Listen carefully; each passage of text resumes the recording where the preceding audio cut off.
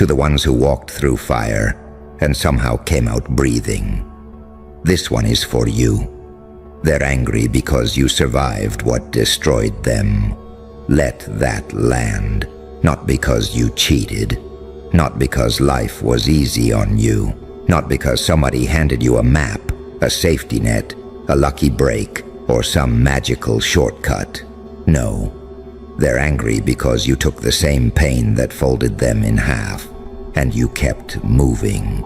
You took the same betrayal, the same abandonment, the same humiliation, the same sleepless nights, the same disrespect, the same cold silence from people who swore they loved you, the same pressure, the same loneliness, the same dark thoughts, the same war in your head, and somehow, you're still here, breathing, thinking, building, climbing, still dangerous. And that bothers people more than you realize, because your survival is not just your survival. It is evidence that excuses are weaker than discipline, evidence that pain does not get the final word, evidence that being broken is not the same thing as being finished, evidence that a person can be dragged through hell and still come out with a sharper mind, colder standards, stronger boundaries, and a soul that refuses to kneel. That's what makes them uncomfortable. Your existence exposes something in them they've been trying to hide. Because every time they look at you, they don't just see you. They see what they could have become if they had decided to fight instead of fold. That's the part nobody says out loud. Most people are not upset by your pain. They understand pain. Pain is common. Pain is everywhere. Everybody can relate to pain. What they can't handle is your response to it. That's what shakes them. They can process your struggle. They can even pity your struggle. They might clap for you when you're down. They might even love you when you look weak, confused, uncertain, easy to control. But the second you rise with scars on your face and purpose in your chest, different story. Now you're a threat. Now you're not entertaining anymore. Now you're not easy to manage. Now you're not the person begging for crumbs. Now you're not the one apologizing for taking up space. Now you're not asking permission to exist. Now you're not shrinking so fragile egos can feel tall. Now you're walking different, talking different, thinking different, choosing different, and people feel it. They feel that something in you died, not your spirit, your fear, that version of you that used to over-explain, that version of you that used to chase closure from people who enjoyed watching you bleed, that version of you that kept trying to prove your worth to people who already decided to misunderstand you, that version of you that kept calling disrespect a misunderstanding, that version of you that confused loyalty with self-abandonment. That version is gone. And some people miss that version because they could use that version. They could manipulate that version, guilt-trip that version, ignore that version, use that version when they were bored, lonely, broke, desperate, or needing attention. That version was convenient. But this version sees through everything. You hear the fake concern in their voice. You catch the hidden disrespect in the joke. You notice the energy shift when you stop being available. You recognize when someone wants access to your heart, but has no intention of protecting it. You can feel when a room goes weird because your confidence just exposed everybody's mask. That kind of awareness doesn't come from reading cute quotes online. It comes from surviving things that were supposed to erase you. It comes from being left alone in moments where you truly needed someone. It comes from crying in silence because you knew nobody around you had the emotional depth to hold what you were carrying. It comes from staring at the ceiling at 3 in the morning with your chest tight, your head loud, and your whole soul asking one question: how much more of this am I supposed to take? And still getting up the next day, still showing up, still working, still smiling when you had every reason not to, still trying when your heart was exhausted, still carrying responsibilities while your inner world was collapsing, still functioning while breaking, still surviving without applause. That changes a person, not in a soft, poetic way, in a brutal way, in a real way, in the kind of way where you stop expecting fairness, you stop worshiping comfort, you stop believing everybody who says, "Trust me." You stop handing your energy to people just because they know the right words. Pain taught you pattern recognition.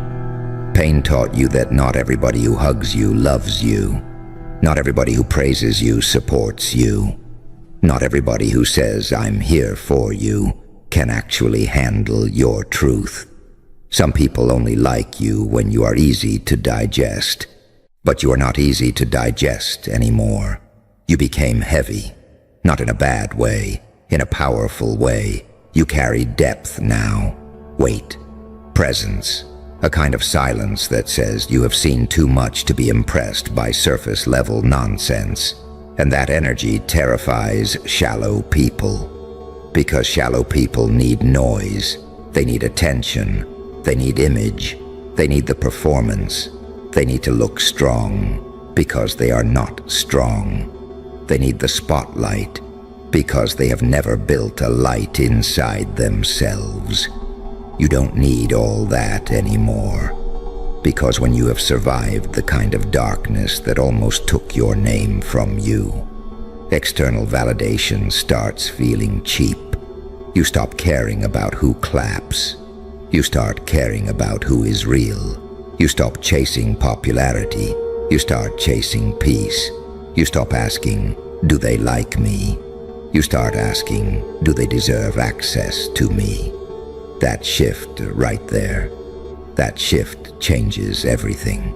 Because now you're not reacting from wounds, you're responding from wisdom. And wisdom has a different smell, different rhythm, different temperature. It walks into rooms and doesn't need to announce itself. It doesn't beg to be chosen. It doesn't panic when ignored. It doesn't collapse when misunderstood. It knows who it is. It knows what it survived. It knows the cost of becoming. It knows how much blood, grief, discipline, heartbreak, restraint, and internal warfare it took to build this version. That's why you don't play with yourself anymore. You don't betray yourself to keep people comfortable. You don't water yourself down so insecure people can feel less threatened. You don't perform weakness to make broken minds feel powerful. You don't hand out loyalty where there is no reciprocity. You don't keep bleeding just because somebody got used to drinking from your wounds. No. Now you choose yourself with no apology. And let's be honest, that makes a lot of people furious. Because your healing removed their access, your boundaries ruined their old strategy, your self-respect destroyed their control, your silence broke their script, your discipline made their excuses look embarrassing, your growth exposed how committed they are to staying the same. That's why some people get cold when you get better. They won't say it like that, of course. They'll act distant, passive-aggressive, weird, suddenly too busy, suddenly critical, suddenly unimpressed by things they used to praise, suddenly allergic to your presence. But what's really happening is simple. Your rise is confronting their stagnation, and some people would rather resent your transformation than admit their own cowardice, because it takes courage to face yourself. It takes courage to stop blaming the world for what you keep refusing to fix. It takes courage to heal, to unlearn, to rebuild, to get disciplined, to sit alone with your truth and stop lying to yourself about who you are and what you tolerate. Most people don't want freedom that badly. They want comfort, numbing, distraction, excuses dressed up like personality. But you wanted more, even when you were tired, even when you were scared, even when you were bleeding internally, even when life felt unfair, even when nobody understood your silence, even when every step forward felt like dragging chains through concrete. You still chose more. That is why you're different now. Not perfect, different. And that difference came at a price. People love the glow. They love the strength. They love the confidence. They love the way you carry yourself now. They love the discipline. They love the aura. They love the power in your voice. But they don't always respect the process that made it. They didn't see the nights you questioned your worth. They didn't see you fighting the urge to give up. They didn't see you holding yourself together in public and falling apart in private. They didn't see you learning how to breathe through anxiety. They didn't see you forcing your mind to stop running back to people who hurt you. They didn't see you rebuilding your identity from pieces. They didn't see the grief of outgrowing the old version of yourself. They didn't see the loneliness that comes with elevation. Because elevation is lonely. Let's talk about that. When you start healing for real, not the fake social media version, not the trendy version, not the version where you say, I'm protecting my peace, but still answer messages that poison your spirit. When you really heal, you lose people. You lose fake friends, fake love, fake loyalty, fake support, fake community. You lose places that felt familiar, but were never safe. You lose habits that once comforted you, but were slowly killing you. You lose the need to explain yourself to people committed to misunderstanding you.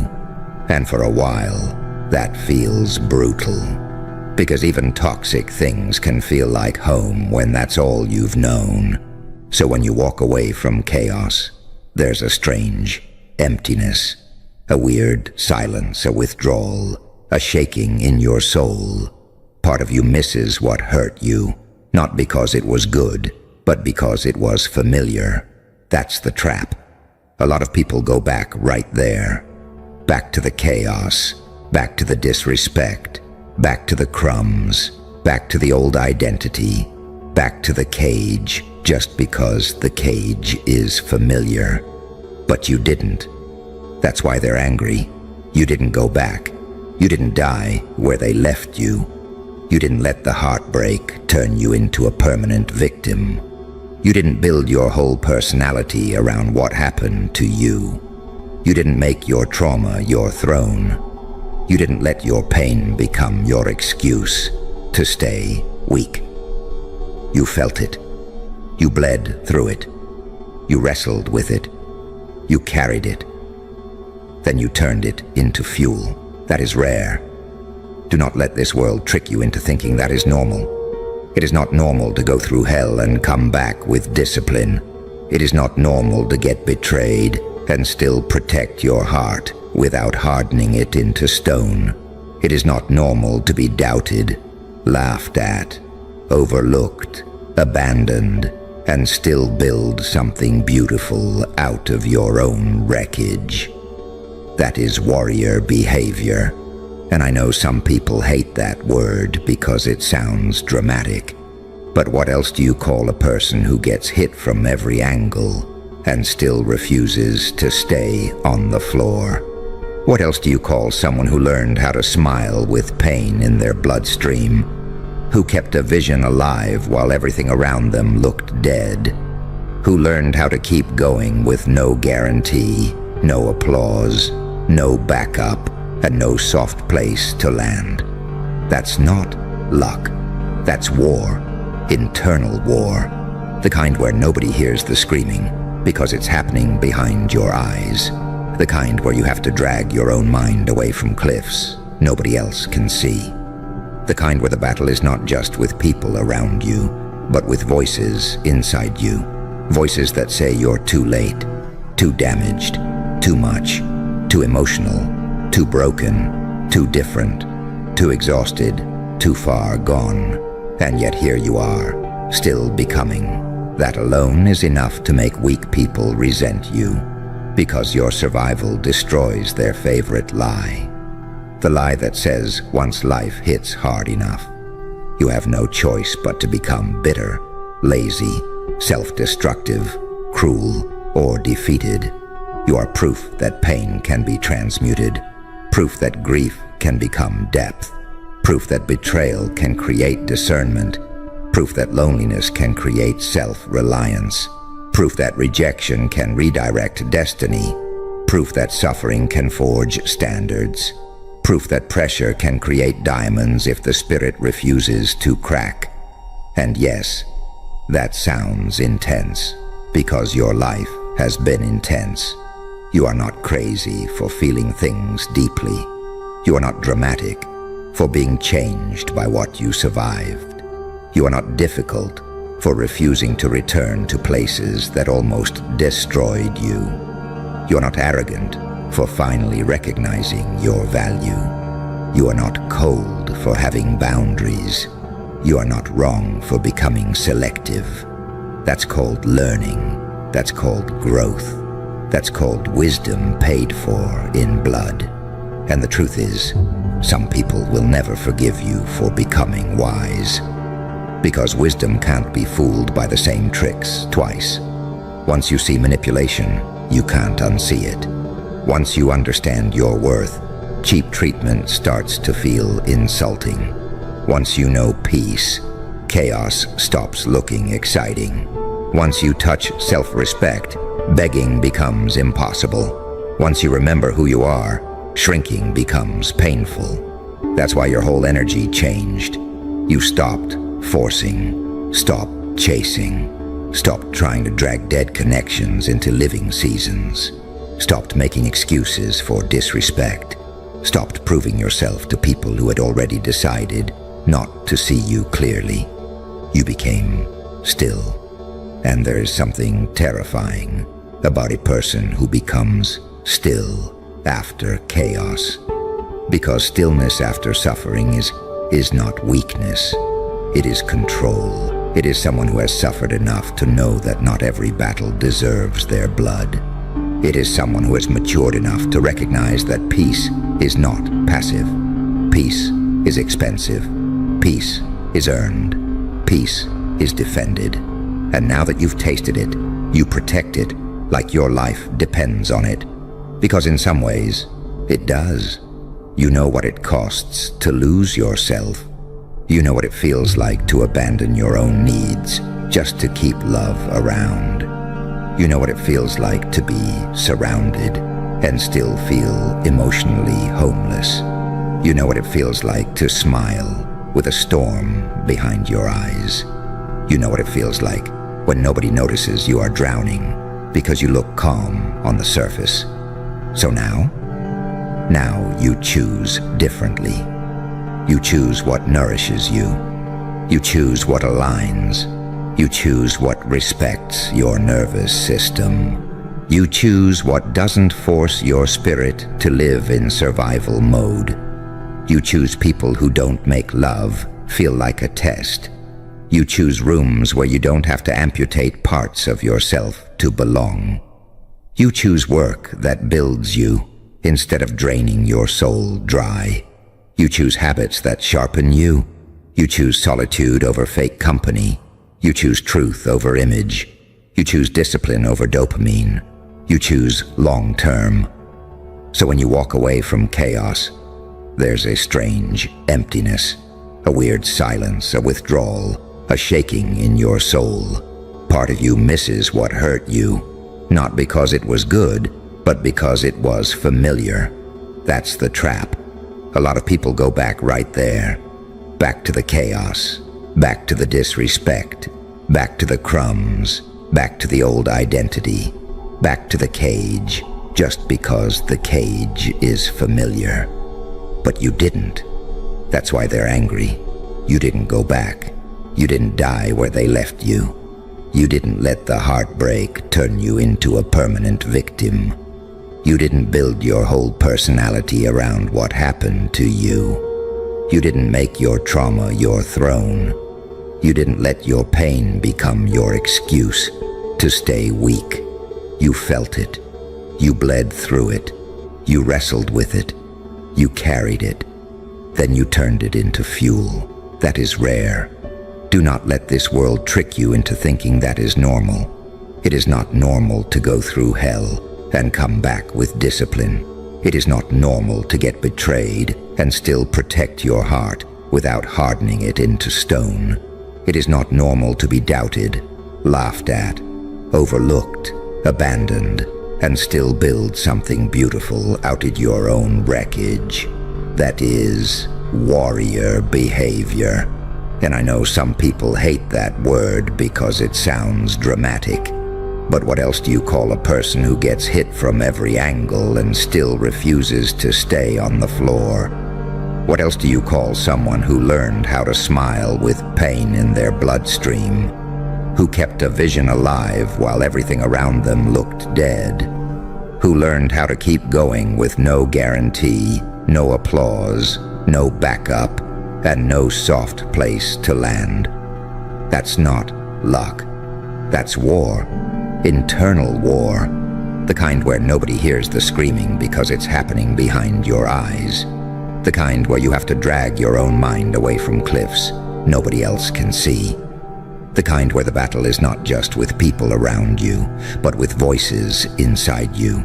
Voices that say you're too late, too damaged, too much, too emotional, too broken, too different, too exhausted, too far gone. And yet here you are, still becoming. That alone is enough to make weak people resent you, because your survival destroys their favorite lie. The lie that says once life hits hard enough, you have no choice but to become bitter, lazy, self-destructive, cruel, or defeated. You are proof that pain can be transmuted, proof that grief can become depth, proof that betrayal can create discernment, proof that loneliness can create self-reliance, proof that rejection can redirect destiny, proof that suffering can forge standards, proof that pressure can create diamonds if the spirit refuses to crack. And yes, that sounds intense, because your life has been intense. You are not crazy for feeling things deeply. You are not dramatic for being changed by what you survived. You are not difficult for refusing to return to places that almost destroyed you. You are not arrogant for finally recognizing your value. You are not cold for having boundaries. You are not wrong for becoming selective. That's called learning. That's called growth. That's called wisdom paid for in blood. And the truth is, some people will never forgive you for becoming wise, because wisdom can't be fooled by the same tricks twice. Once you see manipulation, you can't unsee it. Once you understand your worth, cheap treatment starts to feel insulting. Once you know peace, chaos stops looking exciting. Once you touch self-respect, begging becomes impossible. Once you remember who you are, shrinking becomes painful. That's why your whole energy changed. You stopped forcing, stopped chasing, stopped trying to drag dead connections into living seasons, stopped making excuses for disrespect, stopped proving yourself to people who had already decided not to see you clearly.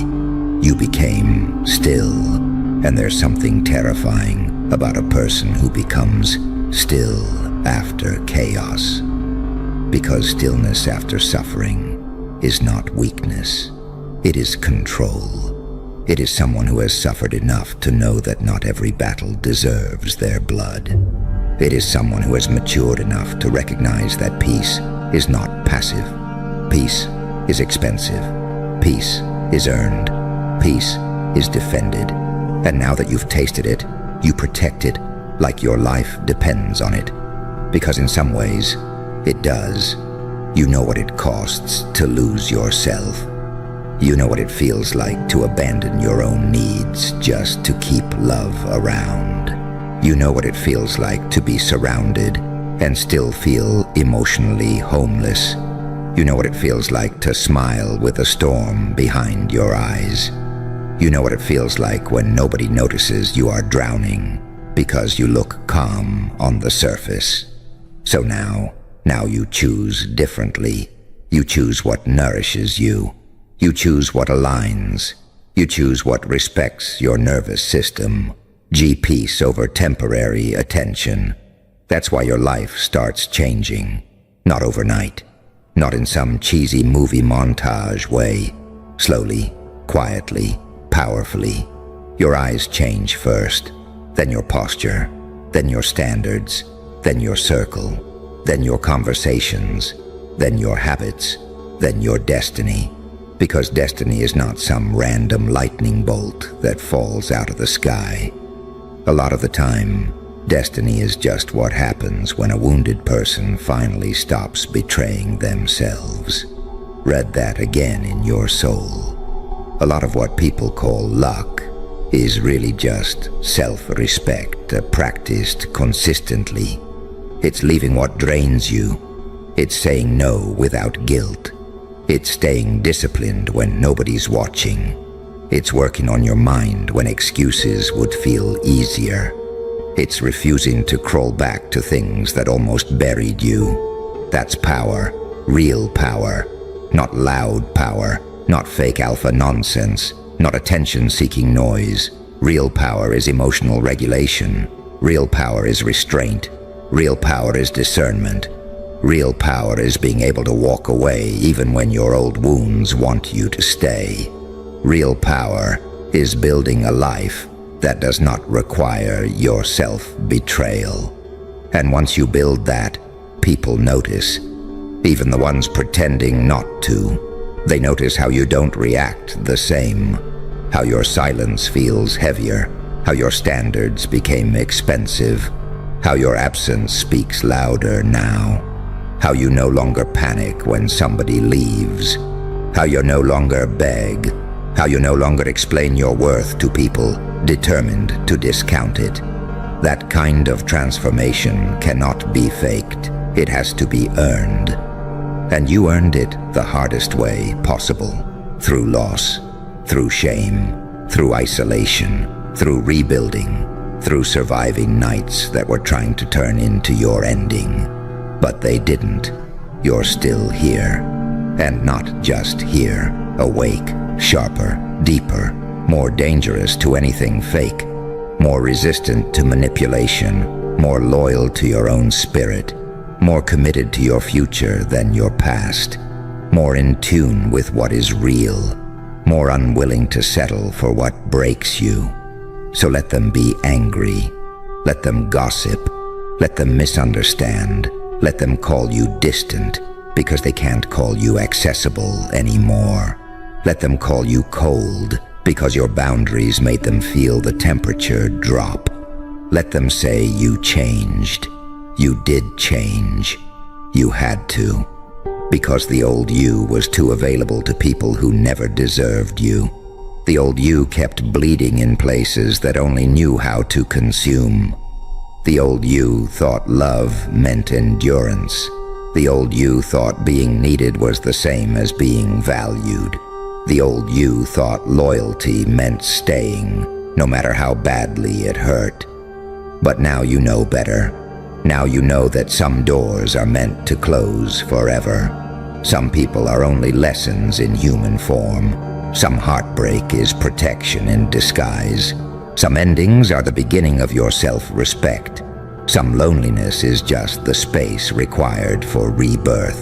Some pain shows up not to destroy you, but to introduce you to the version of yourself that refuses to die.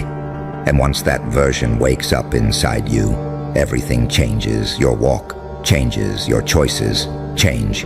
Your relationships change. Your standards change. Your future changes because now when life tries to break you, it meets somebody different. Not somebody untouched by pain, not somebody innocent to darkness, not somebody naive enough to think the world is fair. It meets somebody seasoned, somebody who has already crawled through the wreckage and found a pulse, somebody who knows what collapse feels like and still chooses construction, somebody who has learned how to turn suffering into strategy, somebody who no longer asks pain for permission to become powerful.